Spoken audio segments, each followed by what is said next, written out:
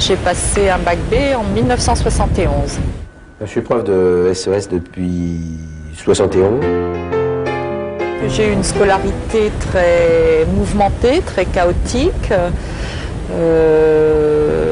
Je faisais un petit peu ce que je voulais à l'école, à la maison. Je n'étais pas très encadrée. Et donc je me suis retrouvée quand même au lycée, à Claude Monet, dans le 13e. Je n'y ai pas fait long feu parce que j'ai eu quelques problèmes de discipline. J'ai été virée à la fin de ma 4e, autorisée à passer en 3e, mais dans un autre établissement, et j'ai atterri dans une 3e de CEG. Et cette année-là, en 68, il y a eu les événements de mai.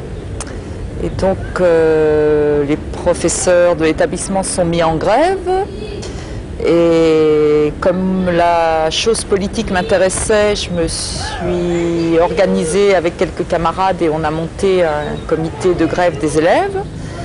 Et à la suite de l'année, après les événements, il a fallu choisir une orientation. Moi, j'étais programmée dans ma famille d'origine modeste, eh bien, pour devenir une fonctionnaire, puisque j'avais une place toute trouvée dans un ministère.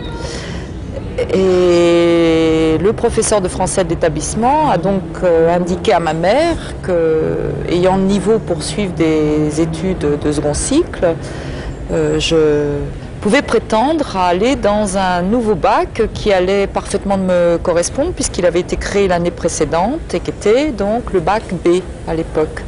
La principale nouveauté de la section B à l'époque, c'était l'ouverture au monde, entre guillemets. C'était quelque chose qui ne se faisait pas trop dans les autres matières. Hein.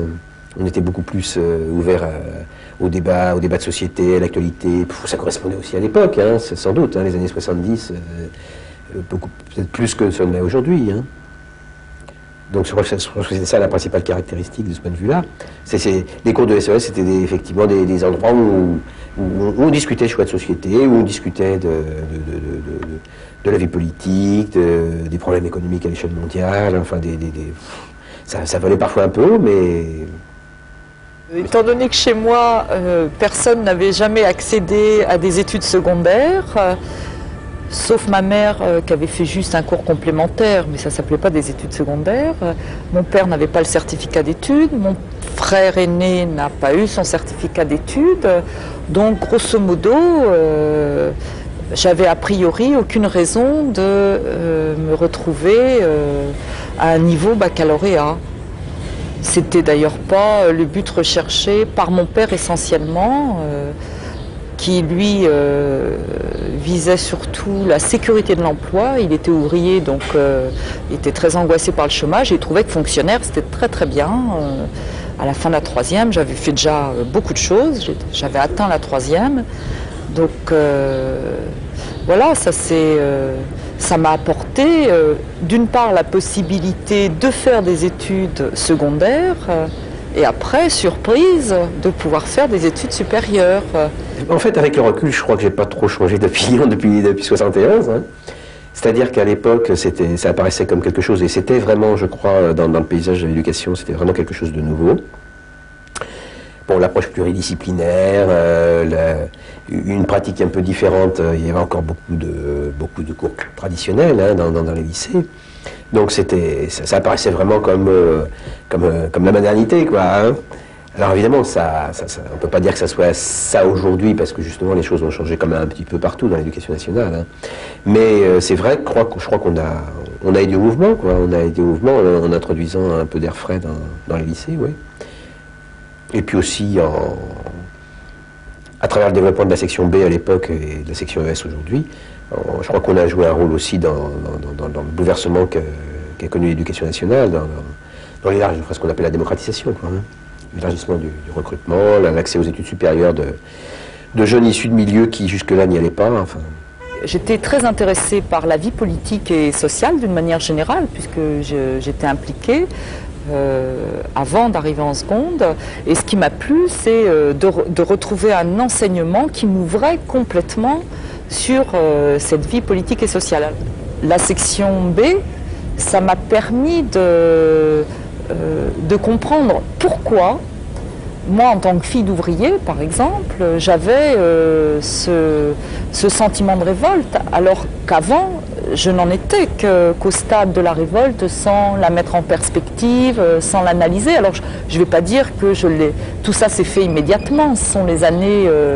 C'est-à-dire que je suis passée du stade du pathos à un stade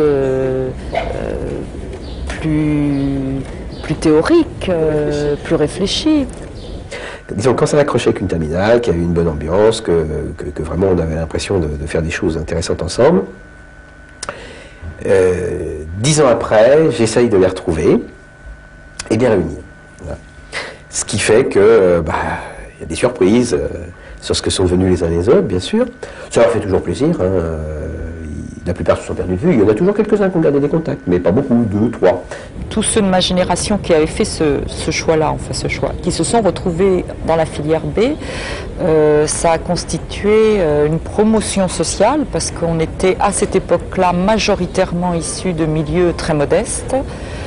Et parmi ceux avec qui j'étais, moi, à Jean Lurçat, qui ne s'appelait pas Jean Lurçat à l'époque, on est quelques-uns quand même à avoir réussi un saut social assez spectaculaire par rapport à notre milieu d'origine, puisque moi j'en ai retrouvé certains qui sont devenus avocats, qui sont devenus magistrats, ou qui dirigent des théâtres. Moi je suis prof d'histoire géo, d'autres sont profs d'économie d'ailleurs. Donc je retrouve, disons, à peu près les 2 tiers. Alors je peux toujours me dire que l'échantillon est biaisé, que justement les 2 tiers que j'ai retrouvés sont ceux qui n'avaient pas de problème, que ceux qui galèrent, je ne les retrouverai pas.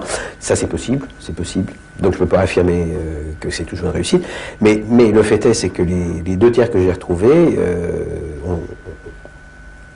se sont tous tirés d'affaire d'une certaine mesure. On trouvait du boulot après avoir fini les études. Certains avaient même trouvé du boulot assez vite d'ailleurs. Quelques-uns ont réussi à travailler pratiquement sans faire d'études après le bac, alors que c'est pas un bac qui conduit au marché du travail. Mais bon, ça prouve que ça n'est pas incompatible malgré tout.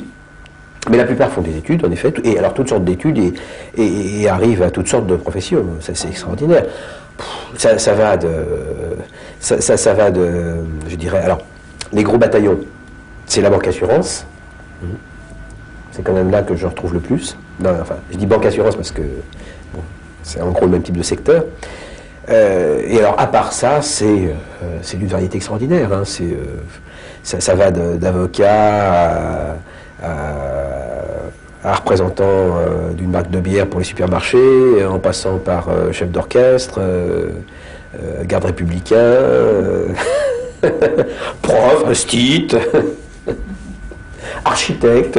C'est invraisemblable, la variété est absolument imprévisible.